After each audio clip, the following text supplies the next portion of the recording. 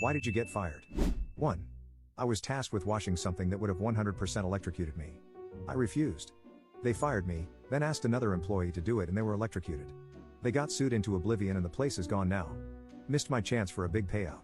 2. I was 16 and working at an Ace Hardware as an after-school/weekend job. One of my responsibilities was taking out the trash at the end of the night.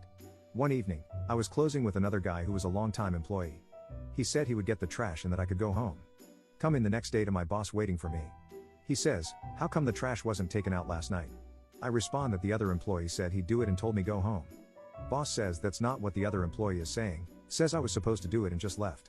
I disagree, get fired. Over 20 years later, still salty. 3. Got fired for quitting. Phones weren't allowed on job sites. But, we were expected to call into dispatch before 5 p.m. to get our next daily assignment.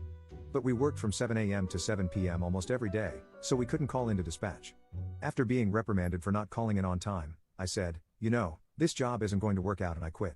Dispatcher said, "You have no idea how stressful you people make things for me, you're fired, and no longer allowed to work for this agency." 4.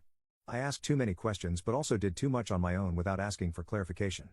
Then I pointed out that those two things in my review conflicted, and they really didn't care for that. 5. I openly mocked my supervisor's spelling errors and didn't show up to a shift they scheduled me for after I specifically told them I couldn't work that time. 6. Back in high school, I didn't invite my 30-something-year-old manager to my underage drinking party. Fired the next shift at work during a rush. 7. District manager emailed the whole store giving us a large list of tasks to complete before Black Friday. Jokingly, I simply typed no.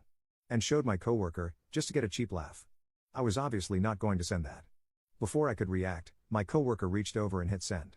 My heart dropped and I got a phone call later that evening saying I wasn't a team player and I was refusing a direct order from a superior.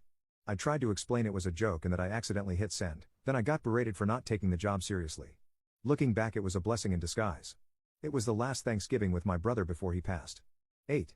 Quality standards kept changing unpredictably while time limits kept crunching tighter and tighter. Eventually my quality slips one too many times and boom, that's all folks. The entire program shut down about a year after I fell off. The company had lost their contract. I sure didn't have to wonder why.